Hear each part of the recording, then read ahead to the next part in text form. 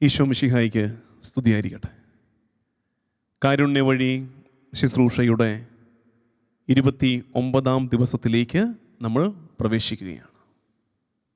കർത്താവിൻ്റെ പീഡാസഹന രംഗങ്ങളെ ധ്യാനിച്ച് പ്രാർത്ഥനയാക്കി നമ്മൾ നടത്തുന്ന യാത്ര.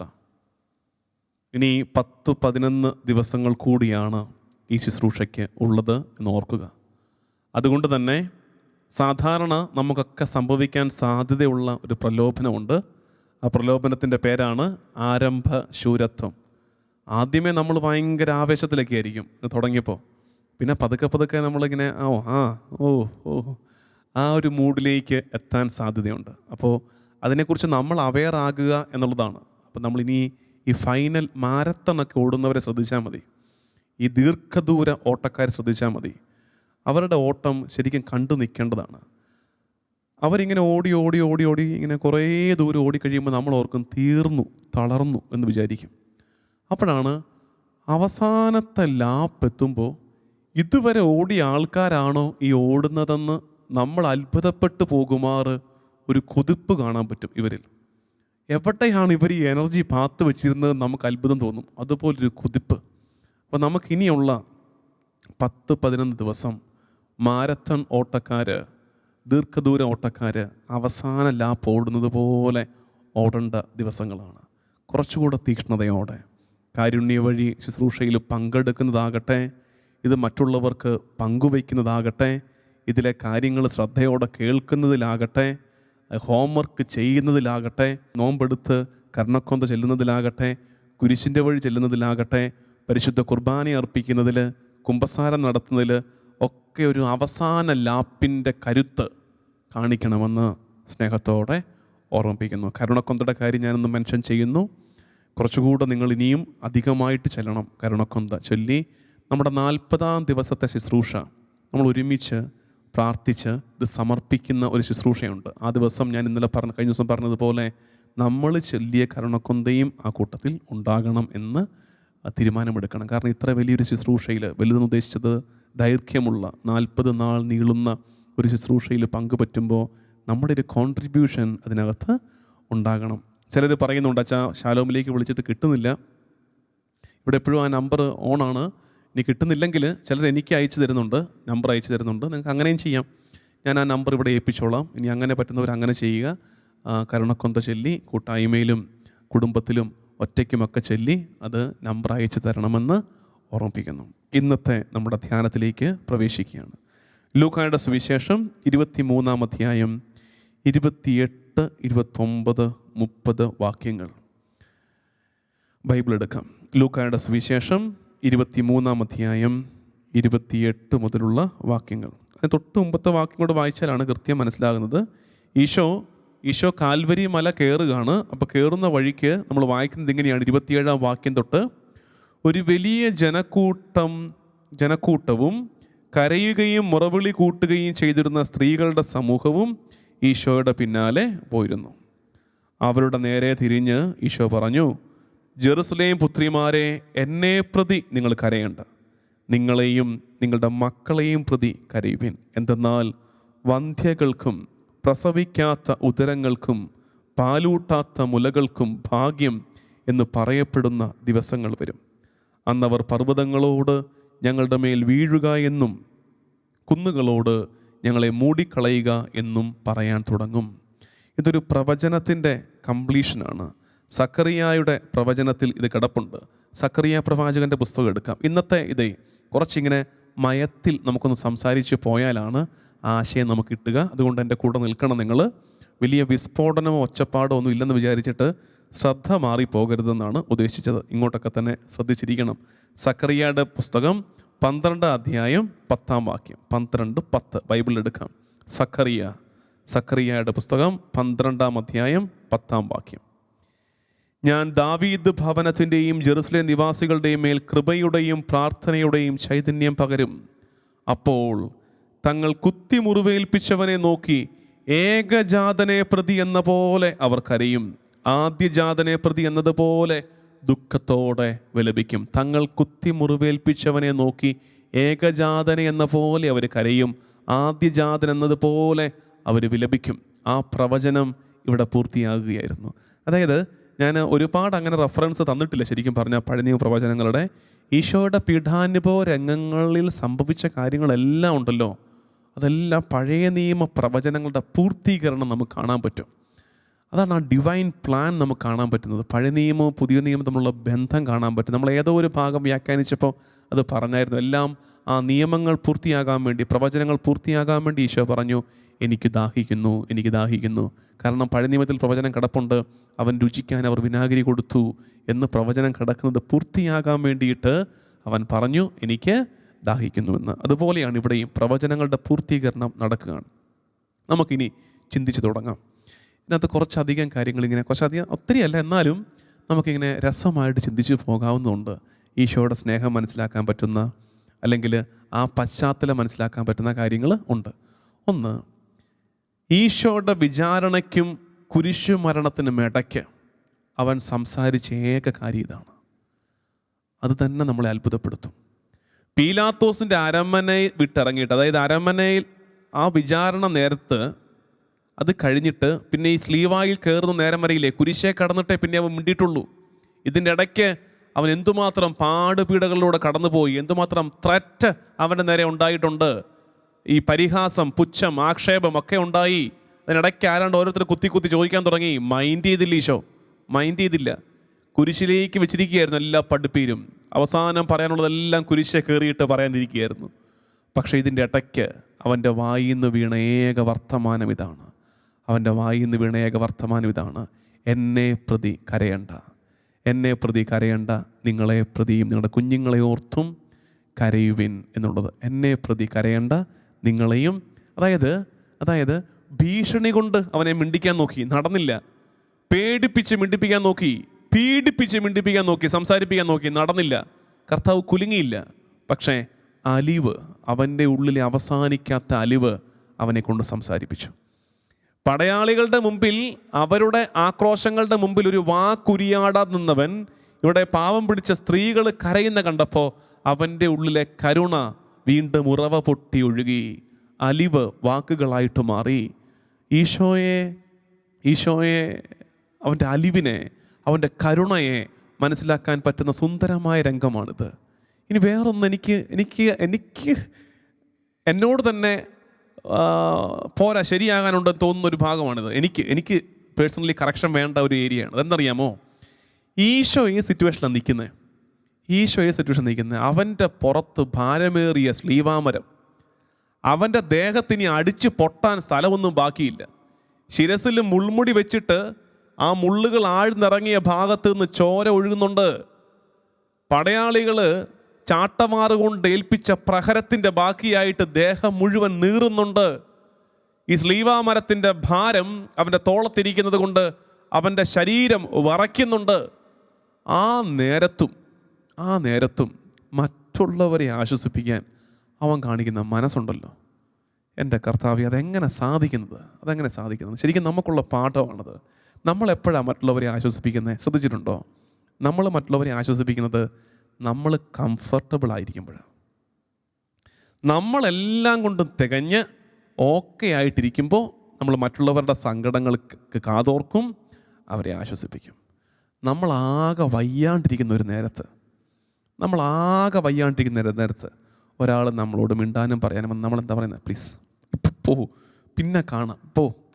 ഒന്ന് നമുക്ക് ആ നേരത്ത് ആരെയും അഡ്രസ്സ് ചെയ്യാൻ പറ്റത്തില്ല. അത്ര സിവിയർ പെയിനിലൂടെ നമ്മൾ കടന്നു പോവുകയാണ്.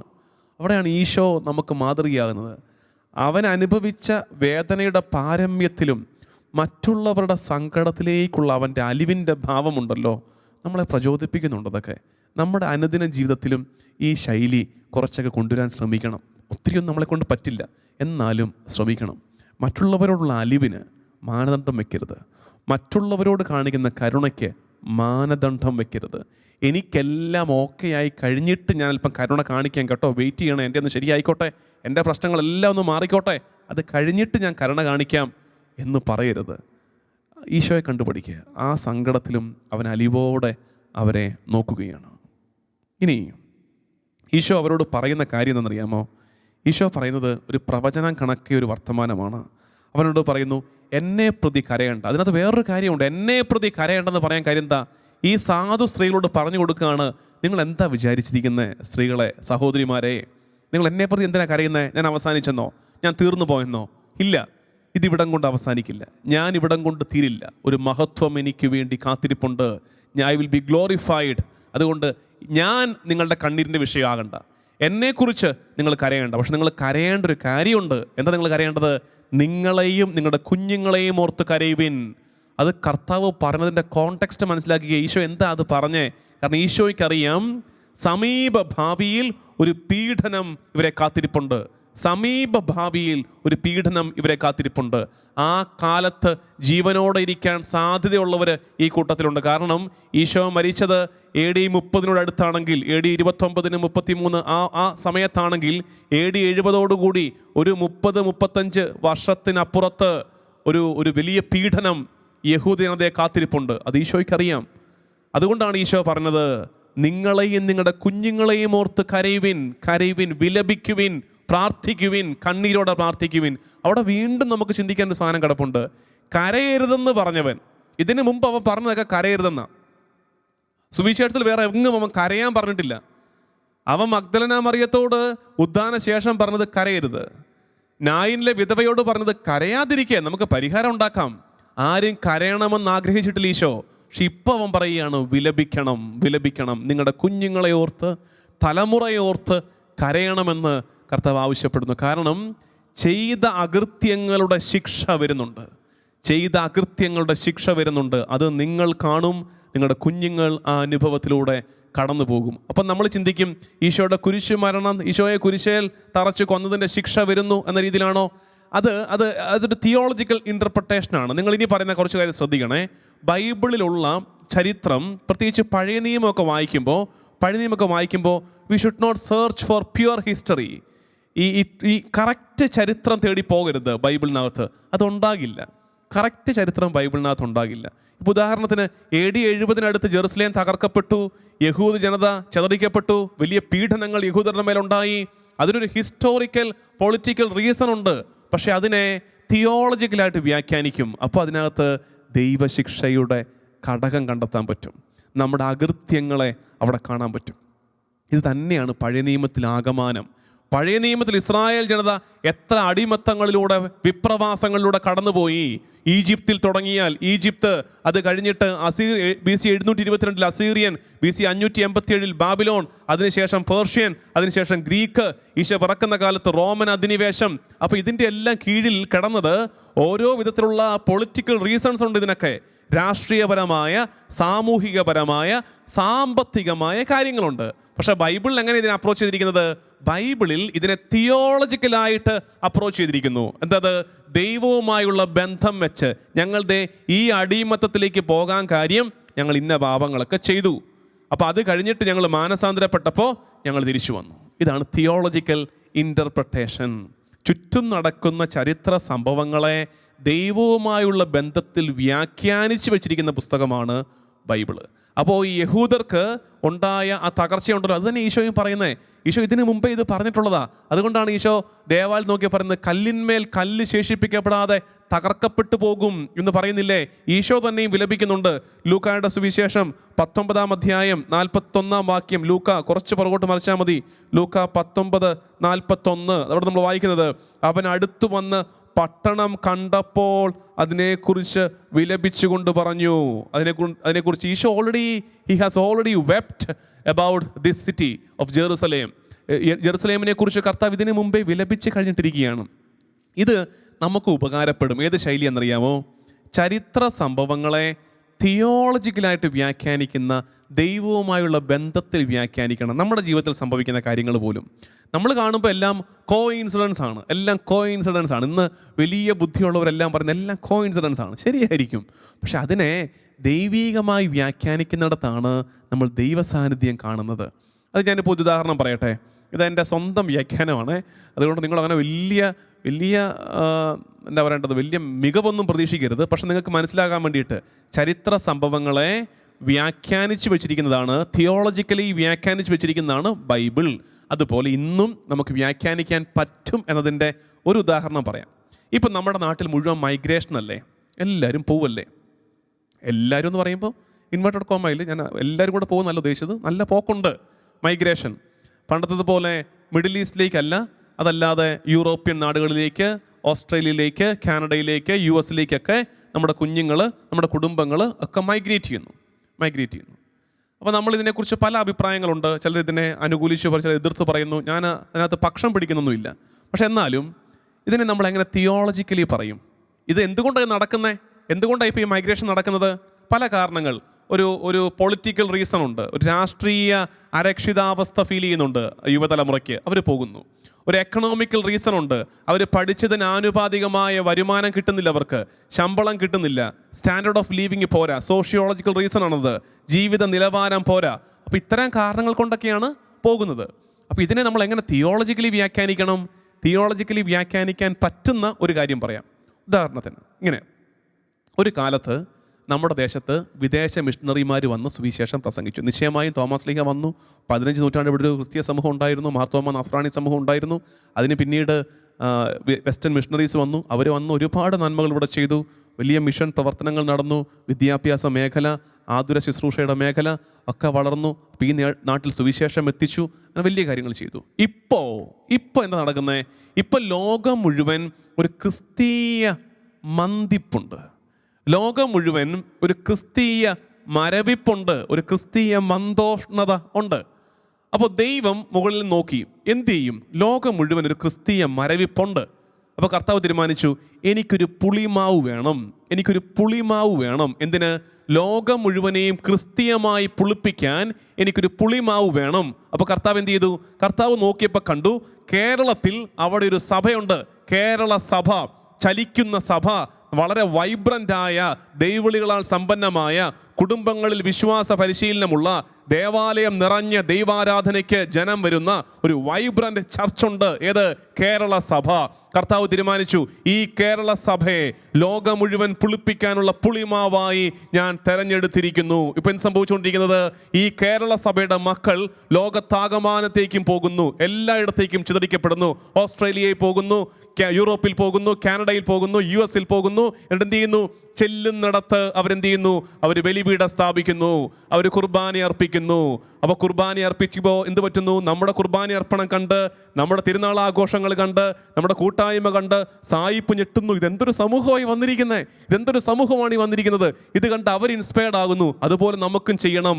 ലോകം മുഴുവനെയും ക്രിസ്തീയമായി പുളിപ്പിക്കാൻ ദൈവം ഈ കേരള സഭയെ തിരഞ്ഞെടുത്തതാണെങ്കിലോ, അങ്ങനെയാണ് ഈ മൈഗ്രേഷൻ നടക്കുന്നതെങ്കിലോ, അങ്ങനെ നമുക്ക് തിയോളജിക്കലായിട്ട് വ്യാഖ്യാനിച്ചുകൂടെ? കാരണം നമ്മളെ വന്നിട്ട് വിളിക്കുക, വന്നേ, കുറച്ച് പേര് അച്ഛന്മാരാകാൻ വന്നേ, സിസ്റ്റേഴ്സ് ആകാൻ വന്നേ, ആഫ്രിക്കയിൽ ആവശ്യമുണ്ട്, യൂറോപ്പിൽ ആവശ്യമുണ്ട്, US-ൽ ആവശ്യമുണ്ട്. ആരും പോകാൻ പോകുന്നില്ല.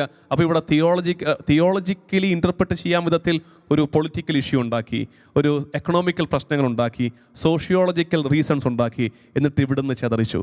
എന്നിട്ട് അബ്രാഹാമിനെ പോലെയാണ്. അബ്രാഹാം എവിടെ ചെന്നാലും ബലിപീഠം പണിയുമായിരുന്നു, കർത്താവിന് ബലി അർപ്പിക്കുമായിരുന്നു. നമ്മളും പോകുന്നൊരു പോലെ എന്താ പറയാൻ പറ്റുന്നത്? പോട്ടെ. പക്ഷെ പോകുമ്പോൾ ഒരു കാര്യം ഓർത്തേക്കണേ, ഈ ദേശം വിട്ട് പോകുമ്പം ആരെ കൂടെ കയ്യിൽ പിടിച്ചേക്കണം?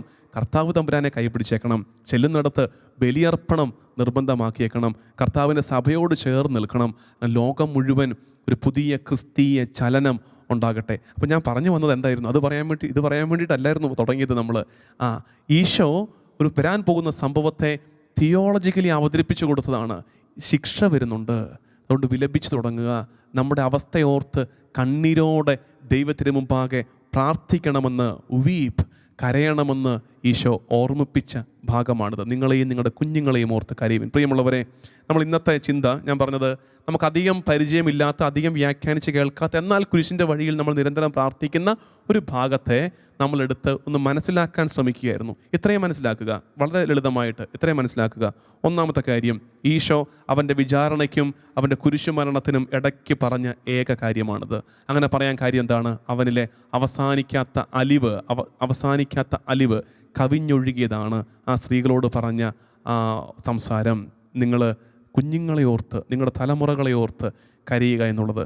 അതിനോട് ചേർത്തൊരു കാര്യം കൂടെ ഞാൻ ഇപ്പോൾ ഓർത്തത് പറയട്ടെ. തലമുറകളെക്കുറിച്ചൊരു ചിന്തയുണ്ടാകണേ. എൻ്റെ കാലത്തെല്ലാം സൂപ്പറായിരുന്നാൽ പോരാ, അനുഗ്രഹം എൻ്റെ മക്കളിലേക്കും മക്കളുടെ മക്കളിലേക്കും ചെല്ലണം. അതിന് തക്ക വിധം ജീവിക്കാൻ നമുക്ക് ശ്രദ്ധയുണ്ടാകണം. ആരൊക്കെയോ ആ ശ്രദ്ധയില്ലാതെ ജീവിച്ചതിൻ്റെ ഭവിഷ്യത്ത് നമ്മളിലേക്കൊക്കെ എത്തിയിട്ടുണ്ട്. അതിനിയും തുടരരുത്.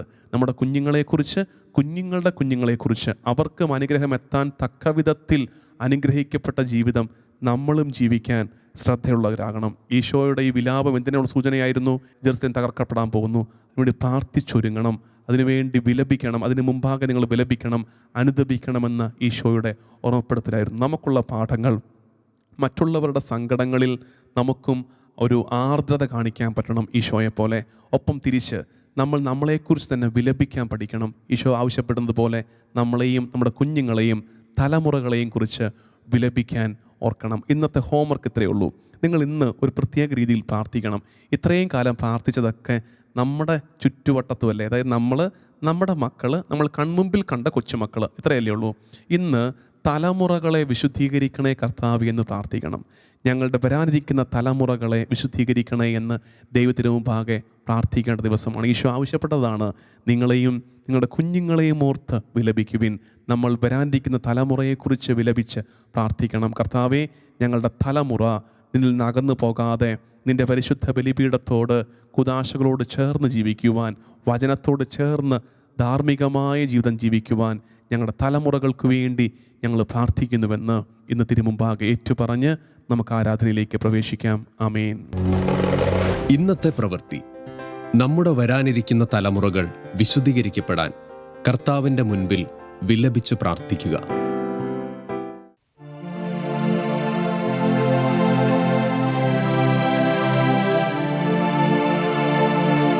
ആശാദീപം കാണുന്നു ഞാൻ, നാഥാ നിന്നെ തേടുന്നു ഞാൻ. കണ്ണീർ കണങ്ങൾ കൈക്കൊള്ളണേ നീ, കരുണാർദ്രനേശുദേവാ. ആശാദീപം കാണുന്നു ഞാൻ, നാഥാ നിന്നെ തേടുന്നു ഞാൻ. കണ്ണീർ കണങ്ങൾ കൈക്കൊള്ളണേ നീ, കരുണാർദ്രനേശുദേവാ.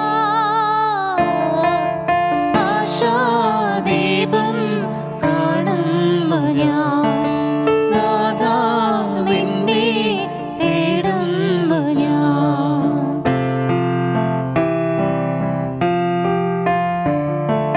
പാരിൻ്റെ നാഥാ, പാപങ്ങളെല്ലാം നീ വീണ്ടെടുക്കുന്നു ക്രൂശിൽ. നേരിന്റെ പാത നീയാണു നിത്യം, നീ ചൊന്ന വാക്കുകൾ സത്യം. സാരോപദേശങ്ങൾ പെയ്യും സൂര്യോദയത്തിൻ്റെ കാന്തി. ഇരുളിൽ പടരും പരിപാവനമായി, ആശാദീപം കാണുന്നു ഞാൻ, നാഥാ നിന്നെ തേടുന്നു ഞാൻ. കണ്ണീർ കണങ്ങൾ കൈക്കൊള്ളണേ നീ, കരുണാർദ്രനേശുദേവാ. ആശാദീപം കാണുന്നു ഞാൻ, നാഥാ നിന്നെ തേടുന്നു ഞാൻ. ഈശോയെ, പരിശുദ്ധനായവനെ, നിനക്ക് ആരാധന. കാരുണ്യവഴി ശുശ്രൂഷയുടെ 29ാമത്തെ ദിവസം കർത്താവേ, നിന്റെ പരിശുദ്ധ സാന്നിധ്യത്തെ ഞങ്ങൾക്ക് നൽകുന്നതിനെ ഓർത്ത് നന്ദിയോടെ നിന്നെ ആരാധിക്കും. ഓരോ ദിവസവും ഇങ്ങനെ നിന്റെ വചനം കേൾക്കാനും നിന്റെ സാന്നിധ്യത്തെ അനുഭവിച്ച് നിന്നെ ആരാധിക്കാനും ഞങ്ങൾക്ക് നൽകുന്ന അവസരത്തെ ഓർത്ത്, നീ ഞങ്ങൾക്ക് നൽകുന്ന തെരഞ്ഞെടുപ്പിനെ ഓർത്ത് ഈശോയെ നിനക്ക് ആരാധന. കർത്താവേ, ഇന്ന് ഞങ്ങൾ കേട്ടത് നിന്റെ കുരിശിൻ്റെ വഴിയിൽ വിലപിച്ച സ്ത്രീകളോട് നീ പറഞ്ഞ ആശ്വാസവാക്ക്. എന്നെ ഓർത്ത് കരയേണ്ട, നിങ്ങളെയും നിങ്ങളുടെ കുഞ്ഞുങ്ങളെയും ഓർത്ത് കരയുവിൻ. ഈശോയെ, നിന്റെ വിചാരണയ്ക്കും നിന്റെ കുരിശുമരണത്തിനും ഇടയ്ക്ക് നീ സംസാരിച്ച ഏക വർത്തമാനമാണ് ഇതെന്നത് ഞങ്ങളെ അത്ഭുതപ്പെടുത്തുന്നു. നിന്നെ ആരൊക്കെ പ്രലോഭിപ്പിച്ചു സംസാരിപ്പിക്കാൻ? ഒരു വാക്കുപോലും നീ ഉരിയാടിയില്ല. ഭീഷണി നിന്റെ മുമ്പിൽ ഏശിയില്ല. പക്ഷേ ഈ സ്ത്രീകളുടെ കണ്ണീര്, അതിനോടുള്ള നിന്റെ അലിവ്, നീ സംസാരിച്ചല്ലോ. ഞങ്ങൾ അറിയുന്നു കർത്താവേ, നിന്റെ കരുണയ്ക്ക് അളവില്ല, നിന്റെ അലിവിന് അവസാനമില്ല. ഈശോ, ഞങ്ങളുടെ കണ്ണീരിനെ വിലക്കെടുക്കുന്നവനെ, ഞങ്ങളുടെ സങ്കടങ്ങൾ കാണുന്നവനെ, നിന്റെ കരുണയിൽ ഞങ്ങൾ വിശ്വസിക്കുന്നു. നിന്റെ അവസാനിക്കാത്ത അലിവിൽ, ആർദ്രതയിൽ ഞങ്ങൾ വിശ്വസിക്കുന്നു. ഈശോയെ, നിങ്ങളെയും നിങ്ങളുടെ കുഞ്ഞുങ്ങളെയും ഓർത്ത് കരയുവിനെന്ന് നീ പറഞ്ഞത് തലമുറകളെക്കുറിച്ചുള്ള ആശങ്കയുടെ സൂചനയാണല്ലോ. ജെറുസലേമിന് വന്നു ഭവിക്കാനിരിക്കുന്ന അപകടത്തെ മുമ്പിൽ കണ്ട് നീ പ്രവചനം പോലെ പറഞ്ഞതാണല്ലോ. ഈശോയെ, ഈ ആരാധനയിൽ പങ്കെടുക്കുന്ന എല്ലാവരുടെയും കാതുകളിൽ ഇത് മുഴങ്ങട്ടെ. നിങ്ങളെയും നിങ്ങളുടെ കുഞ്ഞുങ്ങളെയും ഓർത്ത് കരയുവിൻ. നമ്മുടെ കാലത്ത് പതിയിരിക്കുന്ന അപകടങ്ങളെ ഓർത്ത് നമുക്ക് പ്രാർത്ഥിക്കാം. പ്രത്യേകിച്ച് നമ്മുടെ തലമുറകൾക്ക് അവരുടെ മുമ്പിലേക്ക് വരുന്ന പാപപ്രലോഭനങ്ങളെ, അവരെ കാത്തിരിക്കുന്ന കെണികളെ സമർപ്പിച്ച് പ്രാർത്ഥിക്കുക. നിങ്ങളെയും നിങ്ങളുടെ കുഞ്ഞുങ്ങളെയും ഓർത്ത് കരയുവിൻ. ഈശോയെ, നിന്റെ മുമ്പാകെ അല്ലാതെ ഞങ്ങൾ എവിടെയാണ് വിലപിച്ചു പ്രാർത്ഥിക്കേണ്ടത്? സുവിശേഷത്തിൽ പലയിടങ്ങളിലും കരയേണ്ട എന്ന് പറഞ്ഞ് ആശ്വസിപ്പിച്ച നീ ഇവിടെ പറയുന്നു, നിങ്ങളെയും നിങ്ങളുടെ കുഞ്ഞുങ്ങളെയും ഓർത്ത് കരയുവിൻ. ഒരു വിലാപം നമ്മളിൽ നിന്ന് ഉയരേണ്ടതുണ്ട്. ദൈവജനമേ, നമ്മുടെ കാലത്തും ദേശത്തും ഇത് അർത്ഥവത്താവുകയാണ്. അന്ന് ജെറുസലേമിൻ്റെ പതനം മുമ്പിൽ കണ്ട് കർത്താവ് നൽകിയ ആഹ്വാനമാണ്, വിലപിച്ച് പ്രാർത്ഥിക്കുവിൻ. ഈശോയെ, പുതിയ ജെറുസലേമായ സഭ ഞങ്ങളുടെ മുമ്പിൽ ഒരു അപകടവും ഒരു തകർച്ചയും കാണുമ്പോൾ നീ ഈ കാലത്ത് ഞങ്ങളോടും ആവശ്യപ്പെടുന്നത് അത് തന്നെയാണെന്ന് ഞങ്ങൾ തിരിച്ചറിയുന്നു. നിങ്ങളെയും നിങ്ങളുടെ കുഞ്ഞുങ്ങളെയും ഓർത്ത് കരയുവിൻ. ദൈവജനമേ, നമുക്ക് നമ്മുടെ തലമുറകളെ സമർപ്പിക്കാം. നമ്മുടെ തലമുറകളെ സമർപ്പിച്ച് പ്രാർത്ഥിക്കാം. ഈശോയെ, ഞങ്ങൾ ചെയ്തു വെച്ചിരിക്കുന്ന അകൃത്യങ്ങളെ നീ കാര്യമായിട്ട് എടുക്കരുതേ. ഞങ്ങളുടെ കുറവുകളെ നീ ഗൗരവത്തിലെടുക്കരുതേ. കരുണയോടെ ഞങ്ങളെ നോക്കണേ എന്ന് പ്രാർത്ഥിക്കാം.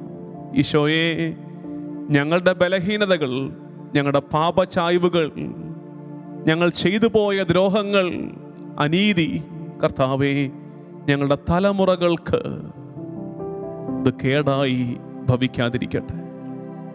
ഈശോ, ഞങ്ങൾ ചെയ്തു വെക്കുന്ന നന്മ ഞങ്ങളുടെ തലമുറകളെ സ്വാധീനിക്കുമെന്ന് ഞങ്ങൾ തിരിച്ചറിയുന്നു. ഈശോയെ, ഞങ്ങളുടെ മക്കളെയും കൊച്ചുമക്കളെയും, അവർക്ക് പിറക്കാനിരിക്കുന്ന മക്കളെയും, ഇനിയും മുന്നോട്ട് വരാനിരിക്കുന്ന തലമുറകളെയും തിരുമുമ്പാകെ സമർപ്പിച്ച് ഞങ്ങൾ പ്രാർത്ഥിക്കുന്നു. കർത്താവേ, നിന്റെ അവസാനിക്കാത്ത കരുണ കൊണ്ട് ഞങ്ങളുടെ കുടുംബ വൃക്ഷത്തെ, ഞങ്ങളുടെ തലമുറകളെ നീ വിശുദ്ധീകരിക്കണേ. അറിഞ്ഞോ അറിയാതെയോ ഞങ്ങളുടെ കുടുംബങ്ങളിലും ഞങ്ങളുടെ കുടുംബ വൃക്ഷത്തിലും തലമുറകൾ പുറകോട്ട് പാപം വന്നു പോയിട്ടുണ്ടെങ്കിൽ നിന്റെ വലിയ കരുണയാലെ പൊറുക്കണമേ എന്ന് തിരുമുമ്പാകെ ഞങ്ങൾ അനുതാപത്തോടെ കണ്ണീരോടെ പ്രാർത്ഥിക്കുന്നു. ദൈവജനമേ, ഈ വിചാരത്തോടെ പ്രാർത്ഥിക്കണേ. അന്ന് ജെറുസലേം സ്ത്രീകളോട് ഈശോ പറഞ്ഞില്ലേ, നിങ്ങളെയും നിങ്ങളുടെ കുഞ്ഞുങ്ങളെയും ഓർത്ത് കരയുവിൻ. നമുക്കിന്ന് കർത്താവിൻ്റെ സന്നിധിയിൽ നമ്മളെയും നമ്മുടെ കുഞ്ഞുങ്ങളെയും ഓർത്ത് കരയാം. പ്രത്യേകിച്ച് ഈ കാലഘട്ടത്തിൽ വിദ്യാർത്ഥികളായിരിക്കുന്ന, യുവജനങ്ങളായിരിക്കുന്ന മക്കളുടെ മാതാപിതാക്കൾ പ്രത്യേകം പ്രാർത്ഥിക്കണേ. നമ്മുടെ കുഞ്ഞുങ്ങളെ ഓർത്ത് കർത്താവിൻ്റെ സന്നിധിയിൽ കണ്ണുനീര് വീഴട്ടെ. ഈശോയെ, നന്നായി വളർത്താൻ ഞങ്ങളെ കൊണ്ടാകുന്നത് പോലൊക്കെ ശ്രമിച്ചതാണ്. നല്ലത് പറഞ്ഞു കൊടുത്തതാണ്.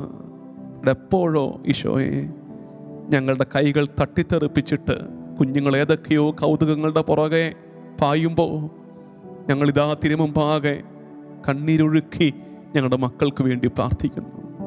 ഈശോ പ്രത്യേകിച്ച് ദുശീലങ്ങൾക്ക് അടിമപ്പെട്ടു പോകുന്ന കുഞ്ഞുങ്ങളെ സമർപ്പിക്കുന്നു. പാപാസക്തികളിൽ പെട്ടുപോകുന്ന കുഞ്ഞുങ്ങളെ സമർപ്പിക്കുന്നു.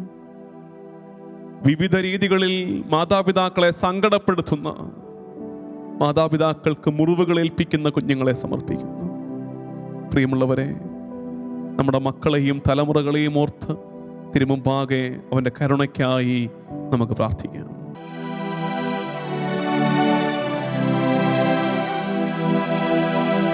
അനുഗ്രഹിച്ചിടേണമേ, അനുഗ്രഹമാക്കേണമേ, അനുഗ്രഹിച്ചിടേണമേ, അനുഗ്രഹമാക്കേണമേ, അനുഗ്രഹിച്ചിടേണമേ, അനുഗ്രഹമാക്കേണമേ, അനുഗ്രഹിച്ചിടേണമേ, അനുഗ്രഹമാക്കേണമേ, അനുഗ്രഹിച്ചിടേണമേ, അനുഗ്രഹമാക്കേണമേ.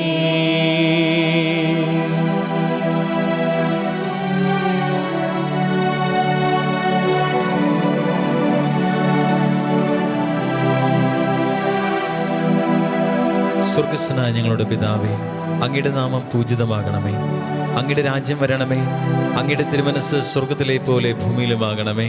അന്നന്ന് വേണ്ട ആഹാരം ഇന്ന് ഞങ്ങൾക്ക് തരണമേ. ഞങ്ങളോട് തെറ്റ് ചെയ്യുന്നവരോട് ഞങ്ങൾ ക്ഷമിക്കുന്നത് പോലെ ഞങ്ങളുടെ തെറ്റുകൾ ഞങ്ങളോട് ക്ഷമിക്കണമേ. ഞങ്ങളെ പ്രലോഭനത്തിൽ ഉൾപ്പെടുത്തരുതേ, തിന്മയിൽ ഞങ്ങളെ രക്ഷിക്കണമേ. ആമേൻ. നന്മ നിറഞ്ഞ മറിയമേ, സ്വസ്തി. കർത്താവ് അങ്ങയുടെ കൂടെ, സ്ത്രീകളിൽ അങ്ങ് അനുഗ്രഹിക്കപ്പെട്ടവളാകുന്നു. അങ്ങയുടെ ഉദരത്തിൻ ഫലമായി ഈശോ അനുഗ്രഹിക്കപ്പെട്ടവനാകുന്നു. പരിശുദ്ധ മറിയമ്മേ, തമ്പുരാന്റെ അമ്മേ, പാപികളായ ഞങ്ങൾക്ക് വേണ്ടി ഇപ്പോഴും ഞങ്ങളുടെ മരണസമയത്തും തമ്പുരാനോട് അപേക്ഷിക്കണമേ. ആമേൻ. വിശ്വാസ പ്രമാണം. സർവശക്തനായ പിതാവും ആകാശത്തിന്റെയും ഭൂമിയുടെയും സൃഷ്ടാവുമായ ദൈവത്തിൽ ഞാൻ വിശ്വസിക്കുന്നു. അവിടുത്തെ ഏകപുത്രനും ഞങ്ങളുടെ കർത്താവുമായ ഈശോ മിശിഹായിലും ഞാൻ വിശ്വസിക്കുന്നു. ഈ പുത്രൻ പരിശുദ്ധാത്മാവിനാൽ ഗർഭസ്ഥനായി കന്യകാമറിയത്തിൽ നിന്ന് പിറന്ന് പന്തിയോസ് പീലാത്തോസിന്റെ കാലത്ത് പീഡകൾ സഹിച്ച് കുരിശിൽ തറയ്ക്കപ്പെട്ട് മരിച്ചടക്കപ്പെട്ട് പാതാളങ്ങളിൽ ഇറങ്ങി മരിച്ചവരുടെ ഇടയിൽ നിന്ന് മൂന്നാം നാൾ ഉയർന്ന് സ്വർഗ്ഗത്തിലേക്ക് എഴുന്നള്ളി സർവശക്തിയുള്ള പിതാവായ ദൈവത്തിന്റെ വലതുഭാഗത്തിരിക്കുന്നു. അവിടെ നിന്ന് ജീവിക്കുന്നവരെയും മരിച്ചവരെയും വിധിക്കുവാൻ വരുമെന്ന് ഞാൻ വിശ്വസിക്കുന്നു. പരിശുദ്ധാത്മാവിൽ ഞാൻ വിശ്വസിക്കുന്നു. വിശുദ്ധ കത്തോലിക്കാ സഭയിലും പുണ്യാന്മാരുടെ ഐക്യത്തിലും പാപങ്ങളുടെ മോചനത്തിലും ശരീരത്തിന്റെ ഉയർപ്പിലും നിത്യമായ ജീവിതത്തിലും ഞാൻ വിശ്വസിക്കുന്നു. ആമേൻ. നിത്യപിതാവേ, ഞങ്ങളുടെയും ലോകം മുഴുവന്റെയും പാപങ്ങൾക്ക് പരിഹാരമായി അങ്ങയുടെ പ്രിയപുത്രനും ഞങ്ങളുടെ കർത്താവുമായ ഈശോ മിശിഹായുടെ തിരുശരീരവും തിരുരക്തവും ആത്മാവും ദൈവത്വവും അങ്ങേക്ക് ഞങ്ങൾ കാഴ്ചവെക്കുന്നു. ഈശോയുടെ അതിദാരുണമായ പീഡാസഹനങ്ങളെ പ്രതി പിതാവേ, ഞങ്ങളുടെയും ലോകം മുഴുവന്റെയും മേൽ കരുണയായിരിക്കണമേ. ഈശോയുടെ അതിദാരുണമായ പീഡാസഹനങ്ങളെ പ്രതി പിതാവേ, ഞങ്ങളുടെയും ലോകം മുഴുവന്റെയും മേൽ കരുണയായിരിക്കണമേ.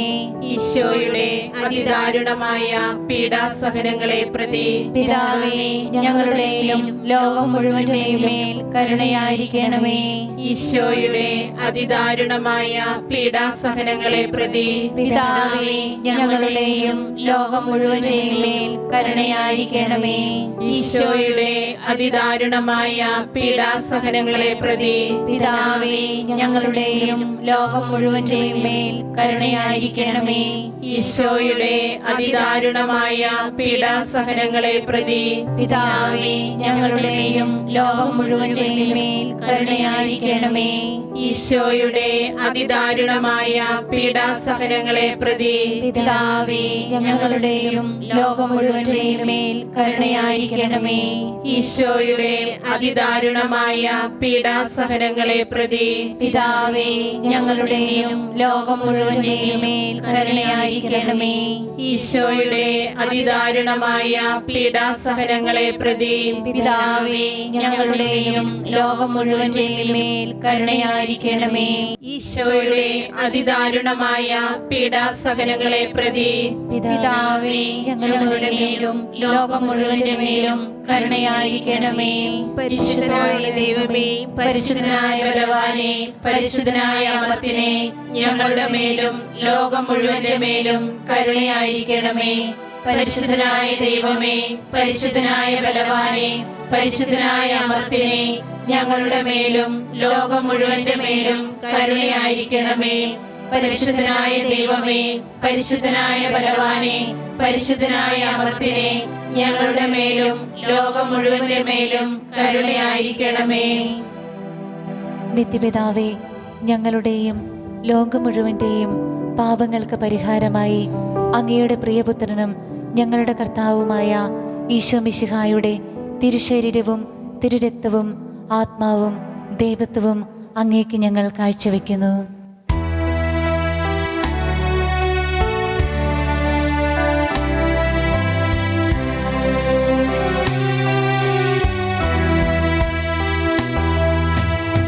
ഈശോയുടെ അതിദാരുണമാം പീഡാസഹനത്താൽ ഞങ്ങളുടെ മേലും ലോകം മുഴുവനിലും കരുണയാകണമേ.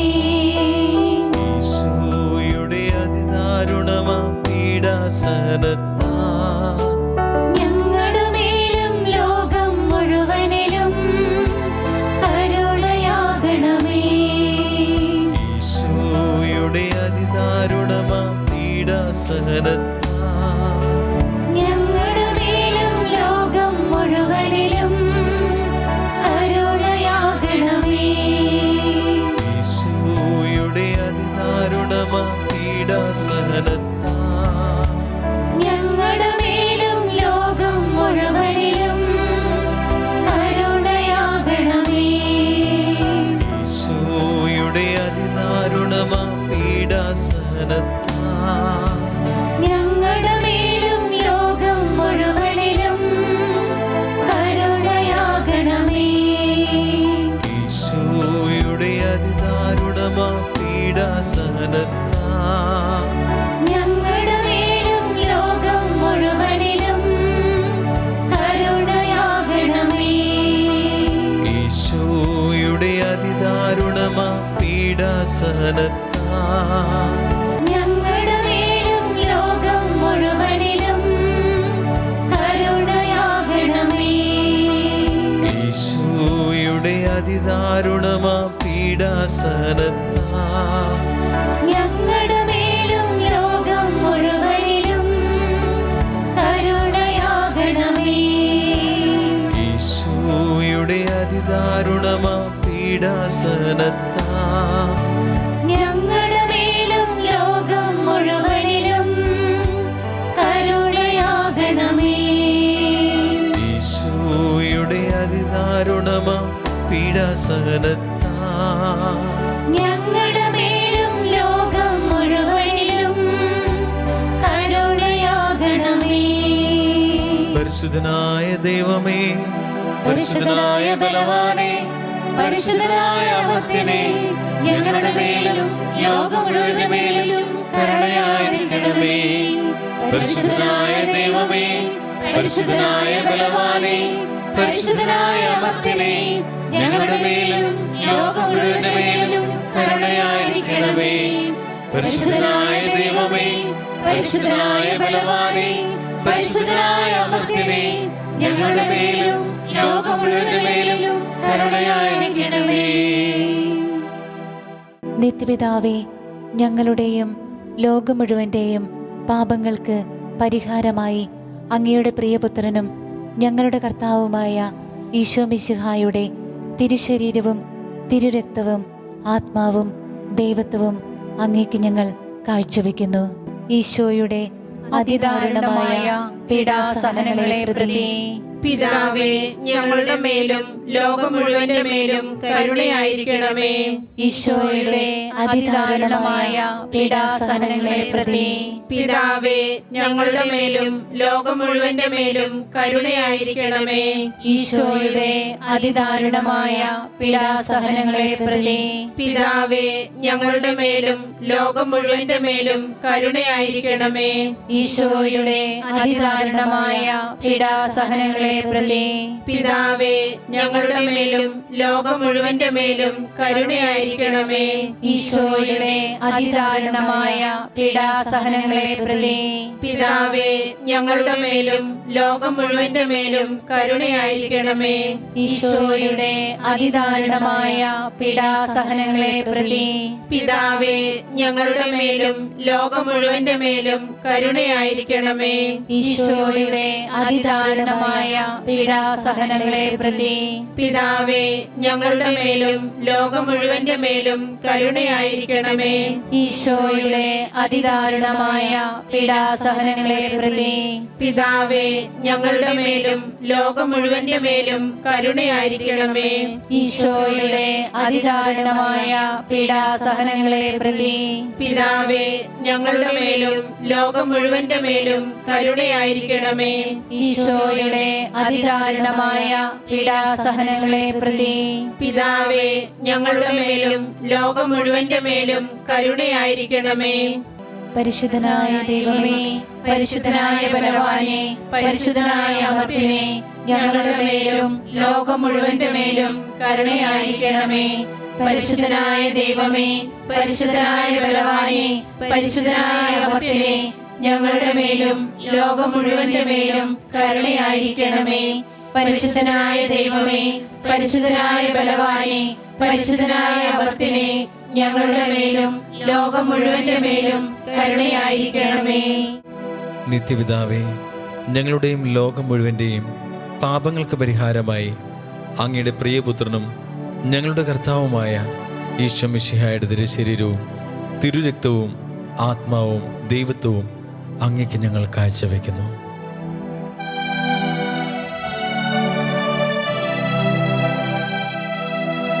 ഈശോയുടെ അതിദാരുണമാ പീഡാസഹനങ്ങളെ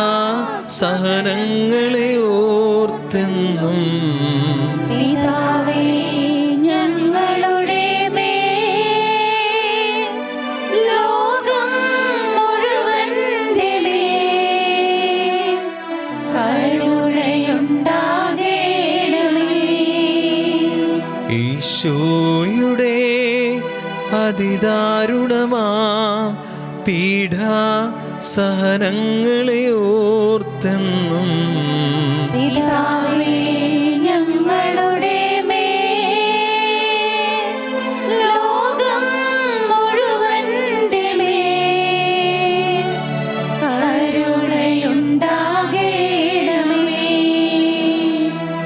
ഈശോയുടെ അതിദാരുണമാ പീഡാസഹനങ്ങളെ ഓർത്തെന്നും പിതാവേ, ഞങ്ങളുടെ മേൽ ലോകം മുഴുവന്റെ മേൽ കരുണയുണ്ടാകണമേ. ഈശോയുടെ അതിദാരുണമാ പീഡാസഹനങ്ങളെ ഓർത്തെന്നും പിതാവേ, ഞങ്ങളുടെ മേൽ ലോകം മുഴുവന്റെ മേൽ കരുണയുണ്ടാകണമേ. ഈശോയുടെ അതിദാരുണമാ പീഡാസഹനങ്ങളെ ഓർത്തെന്നും പിതാവേ, ഞങ്ങളുടെ മേൽ ലോകം മുഴുവന്റെ മേൽ കരുണയുണ്ടാകണമേ. ഈശോയുടെ അതിദാരുണമാ പീഡാസഹനങ്ങളെ ഓർത്തെന്നും പിതാവേ ഞങ്ങളുടെ മേൽ ലോകം മുഴുവന്റെ മേൽ കരുണയുണ്ടാകേണമേ.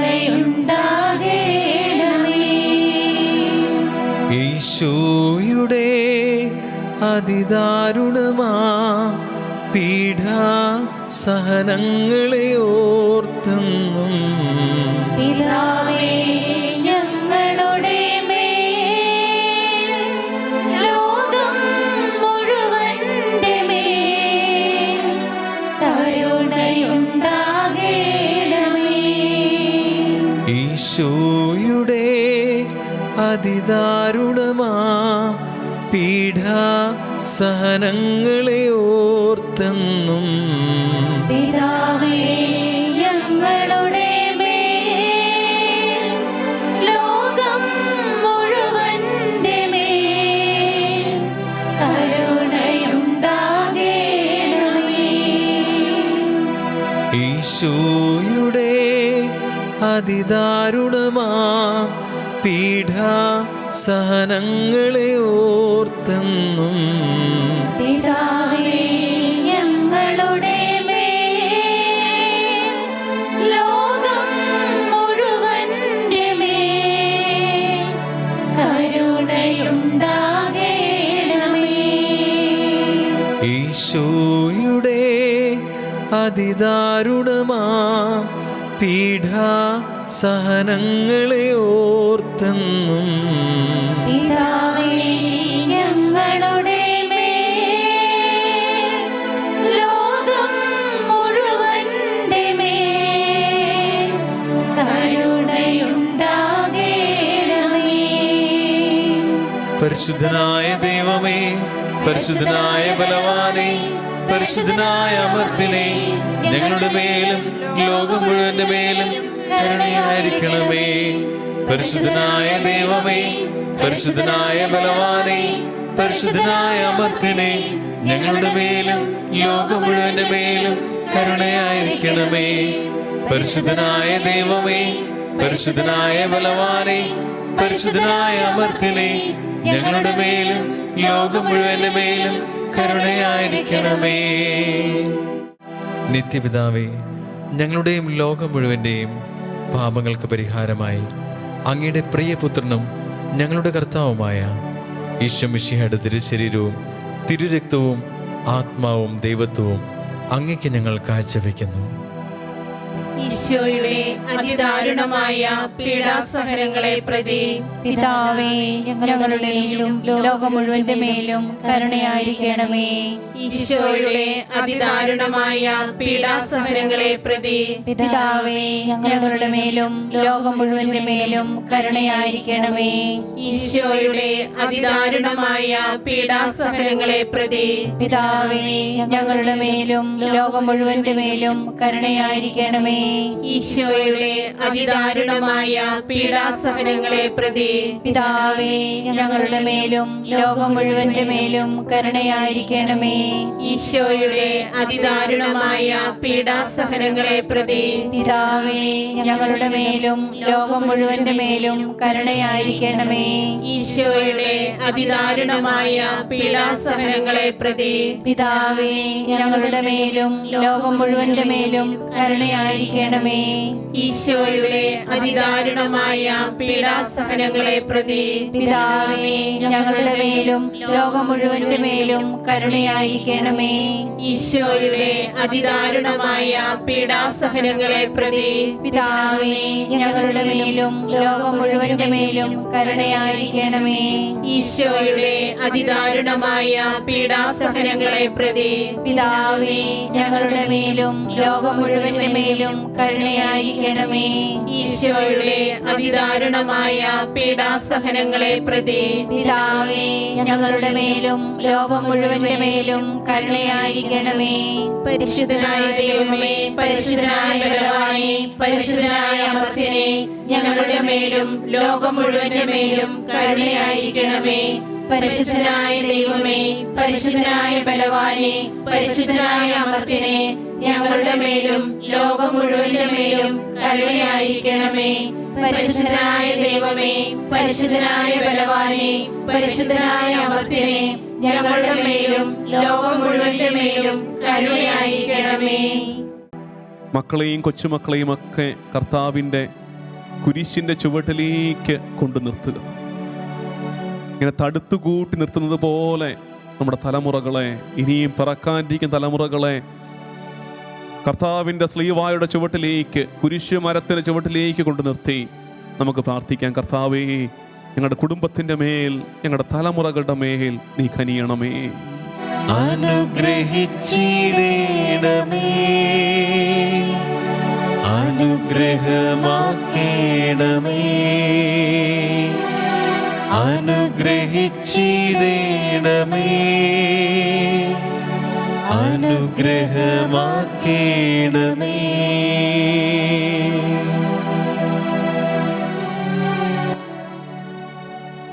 പ്രിയമുള്ളവരെ, ആരാധനയുടെ സമാപനത്തിൽ ഈശോയുടെ ആശീർവാദം സ്വീകരിക്കാൻ ഒരുങ്ങുമ്പോൾ തലമുറകളെ പ്രത്യേകം സമർപ്പിക്കാം.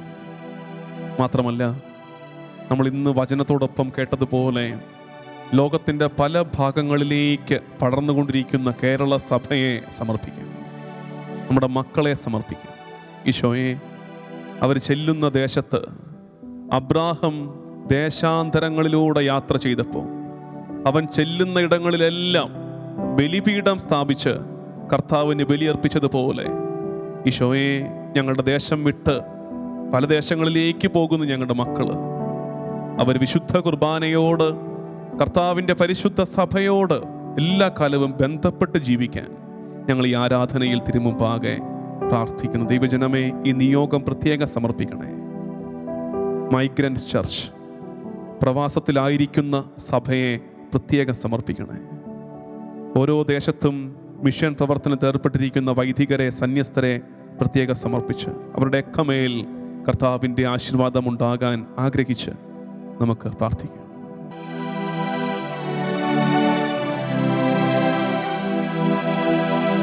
അനുഗ്രഹിച്ചിടണമേ, അനുഗ്രഹമാക്കേണമേ, അനുഗ്രഹിച്ചിടണമേ, അനുഗ്രഹമാക്കേണമേ, അനുഗ്രഹിച്ചിടണമേ, അനുഗ്രഹമാക്കേണമേ, അനുഗ്രഹിച്ചിടണമേ, അനുഗ്രഹമാക്കേണമേ, അനുഗ്രഹിച്ചിടണമേ, അനുഗ്രഹമാക്കേണമേ.